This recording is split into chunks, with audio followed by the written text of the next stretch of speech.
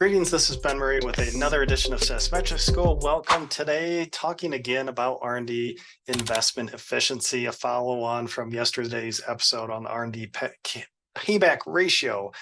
So when I was researching the R&D Payback Ratio, I stumbled upon an article from 2019 by the Boston Consulting Group, and they developed a metric called the Research and Development Index, or RDI.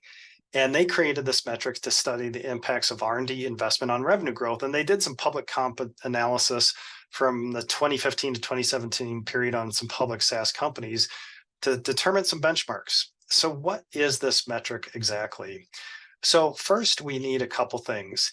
It is looking at two inputs to calculate the R&D index. First, we need year-over-year organic growth percentage in the numerator, and then in the denominator, we need R&D as a percent of revenue from the prior year. So for example, if we just closed out 2022, we're looking at revenue growth percentage from 2022 to 2021, and then R&D as a percent of revenue from 2021. Now they call out organic growth, which I assume they mean we have to exclude any sort of M&A activity that added to their growth. Now, when they study public comps, I don't know how they were able to figure that out or somehow exclude that. But anyway, for our own SaaS companies, we should be able to figure out our revenue growth, or if we want to narrow it down to organic growth. So again, that percentage revenue growth year over year, and then last year's R&D percent of revenue. And all this is easily accessible from our SaaS P&L to calculate this. So benchmarks that they came up with from doing a public comp analysis was top performers, that top quartile was an R&D index of 1.4, or to be specific, I think 1.35 and greater. And then the median around is 0.73 or 0.72, something like that. Now, in my latest blog post, which you can check out in the link in the show notes where I cover R&D investment efficiency, I calculated HubSpot's RDI score because I like to use them as an example in my SaaS metrics course. And from 2011 through 2022, they kind of started in that upper two, mid two range. And then in the last couple of years, at least 2022, for that full year period, their R&D index score was a 1.4.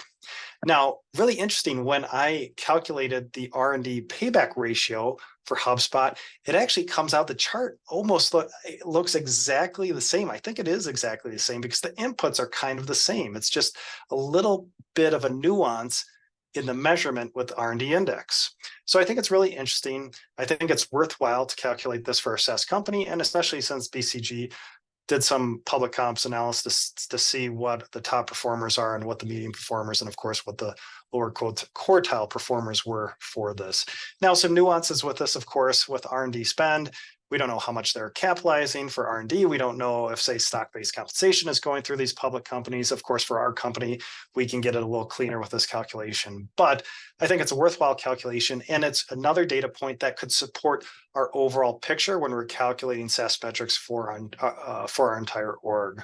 So just a quick update on this metric that I found. I thought it was really interesting, and I think it's worthwhile to calculate for your SaaS company. So hopefully you found value in this episode. Thanks.